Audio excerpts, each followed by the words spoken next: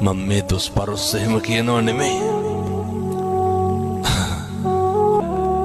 කොළඹ පැත්තේ බණකට ගිහිල්ලා ඉන්නකොට එක කිරියම්ම කෙනෙක් ඉන්නවා.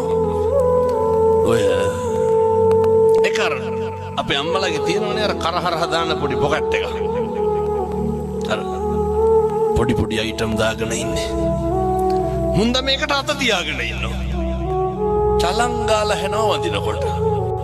බලනකොට රත්තරන් බඩු ටික දාගෙන ඇවිල්ලා.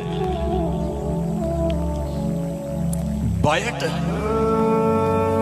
අය මොන සීල්ද? අරකේ අත. මං කිව්වා ඕකම භාවනාවට ගන්න. ඒ උන්දගේ හිත වෙන කොහාටවත් යන්නේ නැහැ. එතනමනේ.